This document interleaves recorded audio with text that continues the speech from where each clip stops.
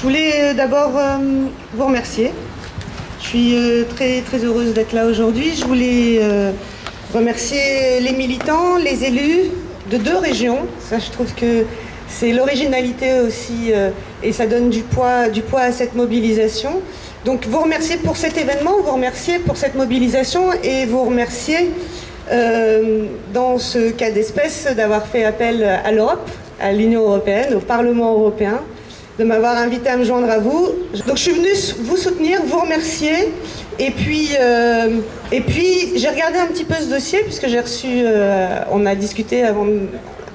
essayer d'envisager sa recevabilité au sein de la commission des pétitions du Parlement européen. La recevabilité d'une pétition au Parlement européen, c'est le non-respect du droit européen. Il ne faut pas 1 million de citoyens européens comme pour l'initiative citoyenne. Il n'y a pas de règle de forme. Un citoyen peut saisir le Parlement européen d'une pétition, une association, un collectif, un parti politique, à partir du moment où la réglementation européenne, les droits qui sont garantis aux citoyens européens par le droit européen ne sont pas respectés, soit par l'État, soit par une collectivité, donc par la puissance publique au sein des 27 de l'Union européenne. Et là, en l'occurrence, sur ce projet, au-delà de tous les impacts négatifs que tu as fort bien développés, coûts financiers, il y a un coût qui serait très difficile à évaluer financièrement et économiquement, quand bien même dans le domaine de la biodiversité, il y a un certain nombre d'éléments qui commencent à avancer dans ce cadre-là. Tous les services rendus par la nature, et notamment ces espaces très particuliers que sont le marais Poitevin et le marais de Rochefort. Ces espaces, comme je disais, vous parlez du marais Poitevin, en France, n'importe où en France, ça évoque quelque chose aux Français. Et même en Europe, le marais Poitevin, au-delà de ses caractéristiques et de la valeur ajoutée et des services que rend la nature en termes de qualité de l'eau, en termes de richesse de la biodiversité, en termes d'image, en termes de tourisme, toutes ces choses qu'on n'évalue pas, qu'on ne calcule pas d'un point de vue purement financier, c'est aussi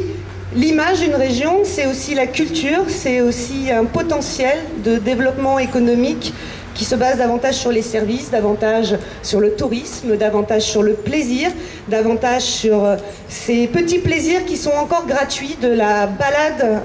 dans la nature, contrairement à tout plein d'autres éléments dans nos vies qui ne cessent d'être marchandisés et qui coûtent aujourd'hui. On évoquait prendre sa voiture, ça coûte, tout coûte cher. Et bien profiter de la nature et prendre du plaisir dans la nature, c'est encore un service et un plaisir gratuit. Et rien que l'idée de gâcher, de balafrer de tels espaces en y faisant passer un projet autoroutier, moi j'avoue en 2012, après le Grenelle de l'environnement, sachant que c'est un des projets autoroutiers au regard des impacts qu'il présente et de son coût qui avait été rangé tout au fond des cartons, qui était en d'autres termes abandonné parce que son utilité sociale et son utilité économique manifestement ne justifiaient pas qu'on investisse plus avant. Mais il est réapparu. Alors par magie, tu nous l'as expliqué, c'est pas si magique que ça, c'est période électorale, enjeu électoraliste. C'est aussi lié à une catégorie de responsables politiques aujourd'hui encore actifs, qui finalement ont toujours ces vieux réflexes des années 60-70, qui pensent béton, qui pensent goudron, qui pensent crise, relance des travaux publics, qui n'ont pas encore fait le chemin qui nous démontre qu'aujourd'hui, tous ces travaux ne sont pas objets et facilitateurs de relance économique, mais à l'inverse, viennent aggraver cette crise et viennent anticiper des coûts économiques à venir en termes de santé publique, en termes de pollution, en termes de destruction d'espaces naturels que l'on laissera aux générations à venir, voire même qu'on assumera, nous, dans à peine quelques décennies. Et ce qui est intéressant dans le cadre de ce dossier, moi je pense qu'il aboutira au-delà du fait qu'on a une violation manifeste à la directive Natura 2000, en ce sens que ce projet ne présente pas le caractère d'intérêt public majeur, Et il présente d'autant moins le caractère d'intérêt public majeur qui peut permettre des exceptions sur des sites remarquables comme le Marais Poitevin, c'est qu'il y a une alternative.